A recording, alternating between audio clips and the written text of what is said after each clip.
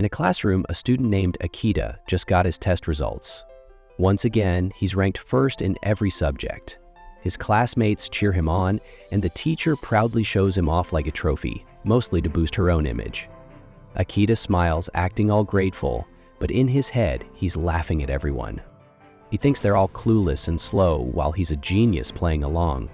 He already sees himself at the top of Japan's best university, cruising into success because he's convinced that only smart people deserve to win in life. In his head, if people knew how smart he really was, they'd be lining up to learn how not to be idiots. Later, while heading out of class, he gets stopped by a girl asking him for study help. Problem is, she's dating Aoshima, a short-tempered guy known for solving problems with his fists. Right after Akita steps into the hallway, Aoshima shows up and punches him hard in the stomach without a warning. Akita's stunned, thinking how dumb it is to get beat up over something this silly. He sizes up Aoshima in his mind. Big muscles, small brain, like an angry gorilla who learned to yell before he could think. Trying not to make things worse, Akita says he'll be more careful and starts walking off. But before he gets far, Aoshima hits him again and demands he kneel. Akita, calculating his next move, figures it's not worth the fight. So he does it. In his mind, it's nothing. Let the fool feel like he won. For now. After all, Aoshima might be strong, but Akita's the one who'll survive in the real world. That's when something unexpected happens. A girl steps in, calm but fierce. Suna, known for being dangerous in her own way. She casually sits next to Akita, acting like she owns the place. No fear, no hesitation. Akita doesn't even know who she is. But now, he's curious. Then she walks right up to Aoshima and challenges him. The guy, all bark a second ago, suddenly backs down. Akita's surprised. He watches Suna walk off and wonders, maybe she's smart too, not just tough. She didn't need to say much, but she completely changed the mood. But that wasn't the end. Suna catches up with Aoshima and starts poking at his pride. She throws jabs at his so-called karate skills, making it sound like his whole martial art is just play acting. No real contact, no real danger. Then, just to humiliate him further, she kicks a small stone like it proves her point. Aoshima finally snaps, and that's exactly what she wanted. He charges in full speed with a punch, but Suna just stands there, not even flinching. His fist stops right in front of her face, maybe trying to scare her, but she doesn't budge. That moment of hesitation costs him. Suna grabs his wrist, strikes his elbow in one swift motion, and suddenly he's screaming in pain for the whole school to hear. Akita, still watching from a distance, realizes that Suna isn't just bold, she's lethal. The fight wasn't over yet, not even close. Setsuna made it clear with her eyes alone. Aoshima came at her again and again, throwing wild punches, but she dodged every single one like she had all the time in the world. He was swinging with all his strength, yet none of it mattered. It looked like she was just watching a slow-motion movie. He got more and more annoyed, unsure why nothing was working. She didn't even look tired. While he huffed and puffed, she stood there like she was waiting for something more exciting to happen. That made him snap. He said he'd stop holding back and show his real power. Charging at her, he launched his fastest attack. One quick move aimed straight at her face. It landed hard. She stumbled, nose bleeding a little. But instead of going down, she wiped the blood, smiled faintly, and knocked him flat with just one clean hit.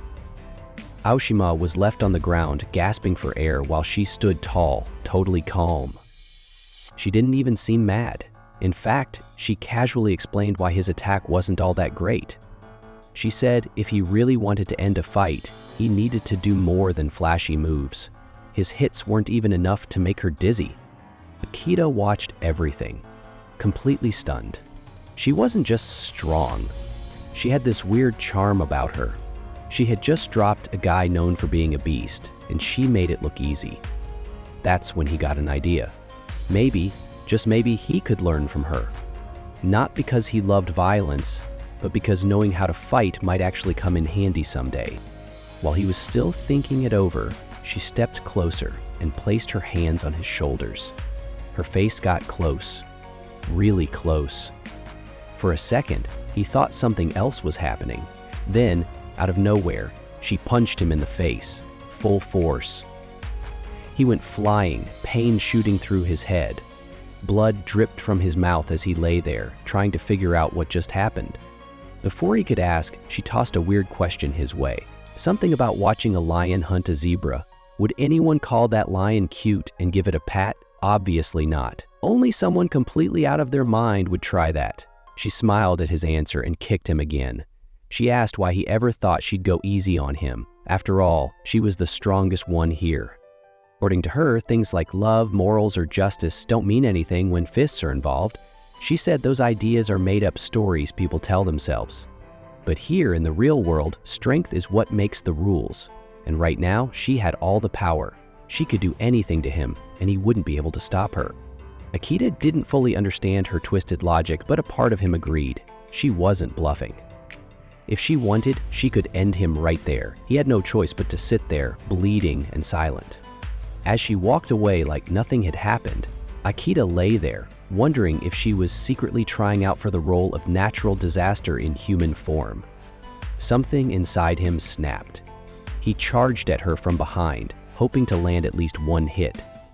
But she turned around smoothly and slapped him so hard his vision went red.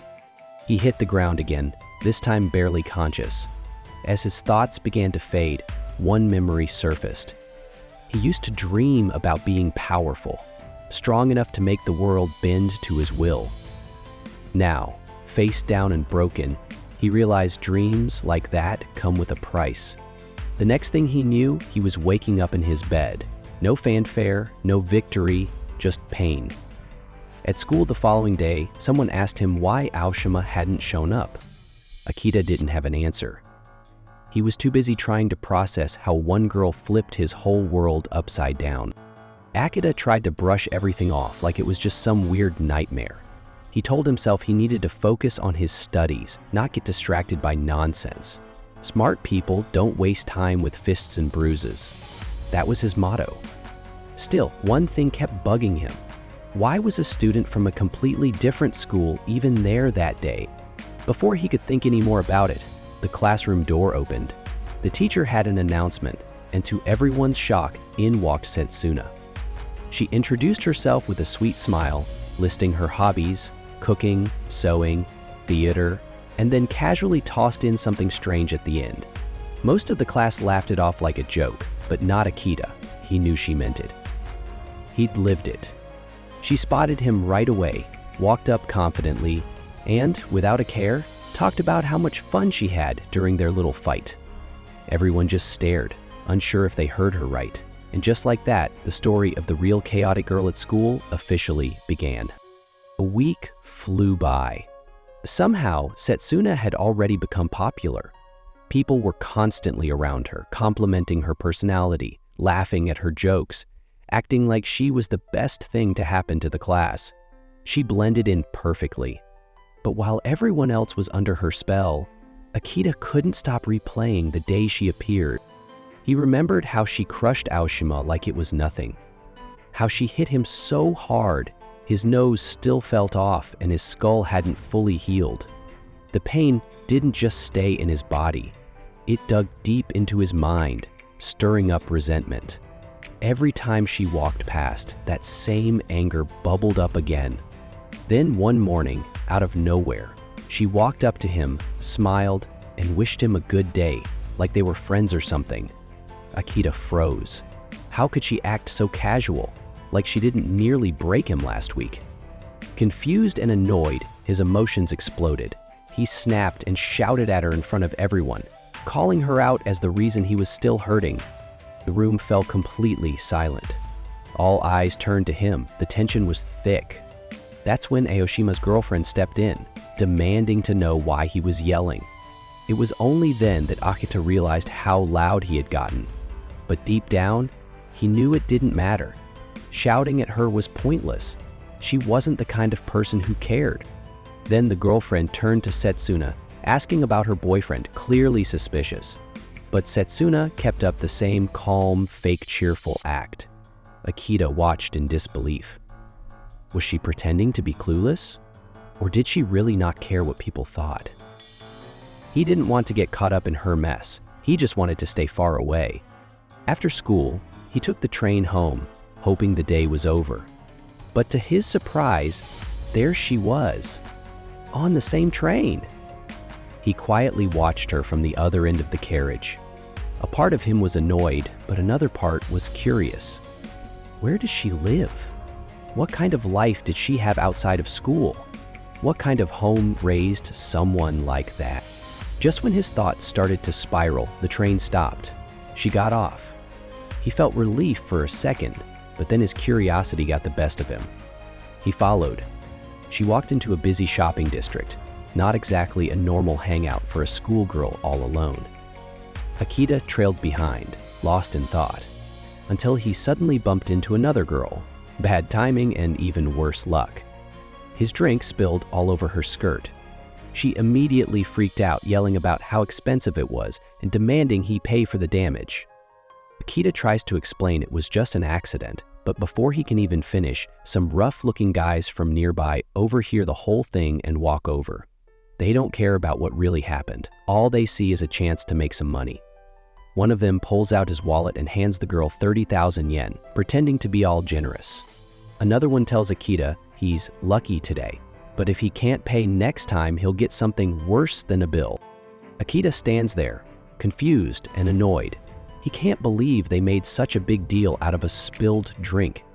He thinks to himself that they're probably the dumbest people he's ever met. But he also knows he can't do anything right now. He doesn't have the strength to fight or a way to get out of this mess. He says he'll pay the rest later, but they just laugh like it's a joke. That's when Setsuna shows up, standing off to the side, just watching. Akita wonders if she's here to help or just to enjoy the show. Without saying a word, she suddenly moves. She charges forward like a missile and slams her knee right into Akita's face. He flies back, blood dripping from his mouth, crashing into the gang like a bowling ball knocking down pins. Dazed, Akita stares at her, completely lost. Why did she hit him instead of the guys threatening him? He starts questioning his entire life. Maybe this is what friendship means to her. Random punches and chaos. She just shrugs it off and says she was aiming to knock him out clean, but it didn't quite work. Akita clutches his nose, wondering if being her friend means living in constant fear. Before he can say anything else, she grabs his hand and pulls him to leave. But the gang isn't done. One of the guys steps up and grabs her shirt, asking if she's really with Akita. Then he makes a creepy comment about her looks and offers her some shady job to help pay off her boyfriend's debt. She just stares at him silently, then out of nowhere cracks him in the face with a brutal elbow. His nose breaks instantly, blood pouring as he drops, howling in pain. She calmly explains that this is the best way to shut someone up. Then she gives him a tip. Grabbing someone by the neck is a dumb move because it leaves you wide open. The rest of the group rushes in, but she takes them down one by one like she's done this 100 times. In no time, the whole alley is filled with groaning bodies. Akita watches, stunned. He jokes in his head that if he got $1 for every thug she just dropped, he could finally pay those guys back. But yeah, he's not doing that. Then Setsuna turns to the girl with the ruined skirt, the same one who blamed Akita earlier. The girl begs for mercy, saying she's a woman. But Setsuna doesn't care. She hits her just as hard as the others and says something about how being fair means no exceptions. Akita is frozen. He's just watched her wreck 4 people without breaking a sweat. But it's not just her strength that's scary. It's the way she acts like this is completely normal, like fighting is just part of everyday life. Then she turns to Akita. He immediately steps back, ready to defend himself, thinking she's about to hit him again. But instead she looks at him, confused, and asks why he's acting like that. She says she's not going to hit him. He yells back, asking why she did earlier then. She simply replies in the calmest, sweetest voice that it's because they're friends. 3 beat-up guys show up, all shaky and bruised, standing in front of their leader, Shaji. He's chillin' in his usual smug way, feet up with some girl sitting beside him. But their arrival kills his vibe, and he's clearly annoyed. Still, when they start telling him what happened, even he looks confused. They say some high school girl took them all down. At first, Shaji thinks they're messing with him, like it's too dumb to be real. One of them swears she wasn't normal, said she broke his nose like it was nothing. Shaji just stares, like he can't believe what he's hearing. Then, as if the air got weird, the girl next to him starts coughing, probably trying to get his attention. Shaji doesn't care. Without warning, he smacks her, hard in the face, sending her flying across the room like she was made of paper. Nobody says a word. Everyone just watches, frozen. Then he gets serious. Says they need to grab that girl. According to him, it's the only way to fix what happened. He talks like she's just a problem to be handled. Worse, he brings up using her to make money. Like filming her would be some genius plan. One of the guys looks uncomfortable, brings up the obvious that this is a serious crime. But Shaji just laughs, calling him weak and blaming it on soft young men nowadays. Says guys should hit the gym, grow some muscle, and stop acting scared. To him, power solves everything, and in his twisted head, having power means taking whatever you want, especially from someone who can't fight back.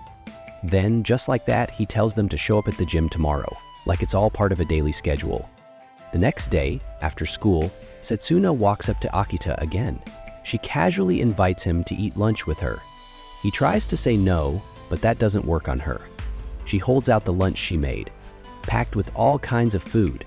The box looks like it was made for a hiking trip, not just a school meal. Akita can't help but stare, wondering if she's secretly training for some bodybuilding competition. Setsuna just says protein helps heal faster, like it's the most normal thing in the world. Then she hands him the food without waiting for a response. As they sit and eat, Akita decides to ask what's been bugging him.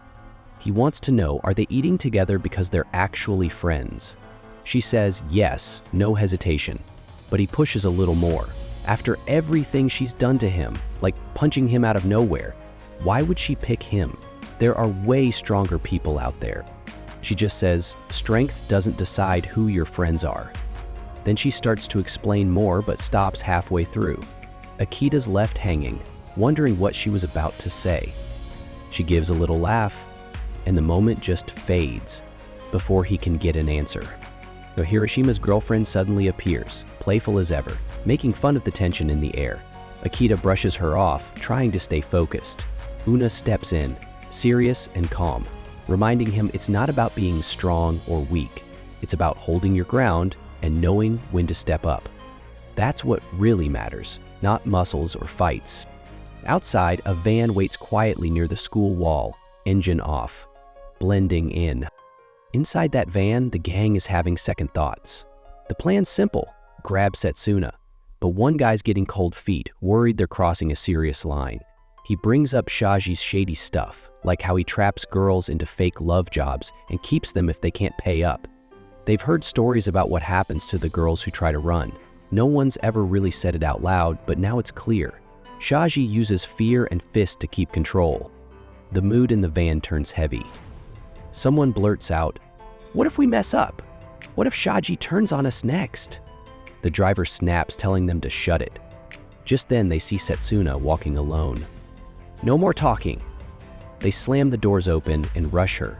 With barely any effort, they snatch her, toss her into the van, and speed off, ignoring everyone around. They think they've won, until one of them is suddenly launched straight out the van like a toy with a broken spring. The celebration dies instantly. Meanwhile, Shaji's phone rings. He grins, expecting good news, but it's not the gang, it's her. Setsuna, calm, like she's got all the time in the world. She says she's coming to him personally. He's caught off guard, trying to figure out if she's the same girl who took down his men. Her laugh echoes through the phone, sharp and fearless. Shaji loses his cool and starts threatening her, dragging her family into it too. Says she'll work for him whether she likes it or not. But she brushes it off, asking if he's looking for a fight, and says maybe he should give his name before playing boss. That stings. Shaji hates being talked down to, especially by a woman. He ends the call with a crooked grin, already thinking this could be fun. Inside his hideout, Akita's already there, tied up and panicking. Just graduated, and now he's somehow in a gangster's den, sweating buckets and freaking out. He stares at Shagi, who looks more like a smug movie villain than a real person. Akita blurts out that this guy clearly isn't cut out for anything other than thug life. Shagi leans back, bored but calculating. He says Akita owes him 3 million yen for who knows what, probably just made-up costs. Akita nearly falls over from shock. Then Shagi leans closer and says he can lower the price if Akita introduces him to a high school girl. That thought lasts in Akita's head for about half a second before he decides he'd rather be punched again than even talk to another girl. But Shagi's not done. He's annoyed, mostly because of that phone call with Setsuna. So, without warning, he throws a punch. Akita yells that she's not even his girlfriend. She beat him up too, just like she did to the gang. Shagi pauses, places a heavy hand on his shoulder like he suddenly understands. He pretends to sympathize, calling them both victims. Akita wonders, does this mean he's safe? Then a girl steps into the room. Shagi calls her over, smirking again. He tells Akita if he doesn't want to be stepped on by women, he needs to toughen up. Gym time starts now. Akita sits there, drenched in sweat, wondering how his life turned into this mess. Akita sits there quietly while Shoji keeps running his mouth.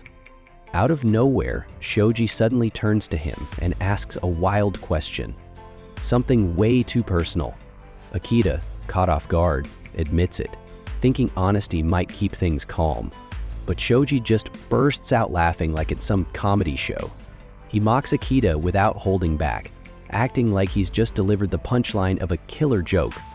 Then, in a moment that makes the whole room go cold, Shoji grabs the girl standing nearby and strips her without warning. He tells Akita that this is what he needs to do now. Akita just freezes. He doesn't know how to move or react. Shoji, still grinning, acts like he's doing Akita a favor, like this is some kind of free gift. He tells the girl to go to him. She walks slowly, like every step hurts. Akita is stuck, mind spinning. Is this real? Is he really being told to do this? But then he notices something. The girl's arms, her legs, covered in marks, bruises that tell more than any words could. She's clearly been through things no one should face. That's when Akita finally snaps out of it. He holds up his hand gently, stopping her, tells her it's okay. She doesn't have to go through with this. Shoji tilts his head, confused, asking what the deal is. Akita stands firm. He says he's not doing it. Not out of some big belief system, but because it just feels wrong. No one should be forced like this. That's it. Shoji looks at him like he's speaking another language. Even the girl seems stunned. It's like no one's ever said no to this before. Shoji smirks and mocks him, saying he talks tough now, but it doesn't mean anything. He goes on this loud rant about how he runs a place full of clients who pay for things no one should be proud of. He brags like he's running some exclusive VIP club, but it's clear it's all twisted. The room feels like it's closing in. The girl laughs nervously, probably scared of what'll happen if she doesn't. Shoji keeps taunting Akita, trying to break him, but something inside Akita changes. His chest tightens, fists clench. All that fear turns into fire. He remembers, people who hurt others shouldn't just get away with it. And then, out of nowhere, Akita throws a punch with everything he's got. No warning, no hesitation, just pure, raw anger. His fist connects clean. Shoji flies backward, crashing to the floor like someone just cut the strings on a puppet. For the first time, the room goes dead silent. Akita stands there, chest heaving, his mind a complete mess. The world around him feels like it's spinning, but one thought cuts through it all. He finally hit back.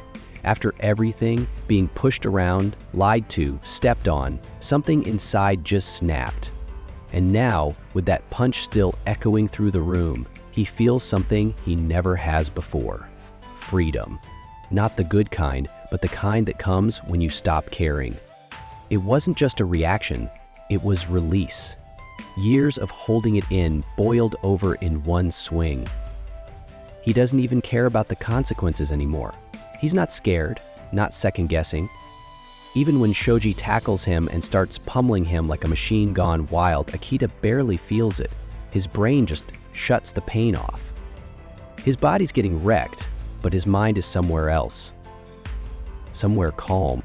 Shoji keeps throwing punches, yelling like a maniac about how Akita's lost it, how he knew he was weaker and still dared to act out. Calls it stupid, calls it reckless. He even says he's gonna hit him again and again just to prove a point. But before he can go further, something makes him stop. Someone else has stepped into the room. Setsuna. Shoji turns, grinning when he sees her, like he's just found another toy to break. He taunts her, clearly enjoying the moment. Akita, barely holding on to consciousness, hears her name and tries to focus. Seeing her face brings something back, a little spark. Setsuna sees him, bloody and broken, and her face changes. The usual fire in her eyes turns cold and sharp. Chushi mocks her for caring, tells her to beg if she wants to save him. But she doesn't do that. She just stares him down, no fear, no flinch. She's not here to talk. She's here to end it. That wipes the smirk off Shoji's face. He peels off his shirt like he's about to throw down in a bad action movie, all that fake tough guy energy radiating off him. He remembers how she crushed his crew before and promises himself not to make the same mistake. He's ready to go full force. But she's already moving. Setsuna doesn't waste time. Her hits land fast and hard. There's no fancy moves, just raw skill. Before he can react, she grabs his head and drives it into her knee with brutal force. But Shoji isn't just some punk. He's fought plenty, learned to read movement, time his counters. After getting rocked, he finally finds his moment. With a hard swing, he knocks Setsuna back. She hits the ground hard. Akita, barely able to lift his head, watches in horror. Fear creeps into him as he sees her hurt. Shoji stands tall, breathing heavy, acting like he just won the world championship. He walks toward her with slow, confident steps, already thinking about his next hit. But Setsuna isn't done. In a blur, she shifts and wraps her legs around his waist, pulling him down with a clean takedown. Shoji doesn't even get what's happening, but she does. She knows exactly how to control the fight. With him pinned beneath her, she sits up, calm and focused, tying her hair back like she's just getting started. Then she unloads. Each punch lands like a hammer. The position she's in, top control, is pure dominance. Shoji's stuck. He can flail, twist, try to throw her off, but it's hopeless. Her fists keep landing, over and over, fast and controlled. There's no escape. Most people don't understand how deadly this position is. It's not a fair fight, it's total control. And Setsuna is using it with precision. Her strikes aren't wild, they're exact. She's showing him what it means to be overpowered, to be helpless. Shoji, who just moments ago thought he was king of the room, now looks like he's drowning under a storm of fists. And for the first time, he's scared. Shoji starts thinking maybe he needs a full reset on life. New name, new city, maybe even a different planet. But none of that matters right now. He's stuck. No way out. His body feels heavy, and his mind's too scrambled to focus on some fancy escape move. There are ways to get out of holds like this, but not when your brain's rattling from constant punches. He's pinned down hard. It's like she built a cage out of her limbs and locked him in with no exit. Every hit reminds him just how real this is. He can't fake his way through it. And for the first time, real fear creeps in. Not the type that makes you flinch, but the kind that sits in your stomach like a cold stone. His mind drifts back to the times he got laughed at by girls for being weak, the promises he made to himself, that he'd never be beneath anyone again, that no woman would ever look down on him, that he'd become someone who commands fear. That idea gave him power, gave him direction. Now that same pride pushes him to throw one last punch. It connects. Not enough to change the fight, but enough to make her stop for a second. Just a second. And in that pause, she looks at him. calm but sharp. Then she swings again, harder this time, so hard the floor cracks beneath his head, like the ground itself didn't want any part of this. Akita, still struggling to sit up, stares in disbelief.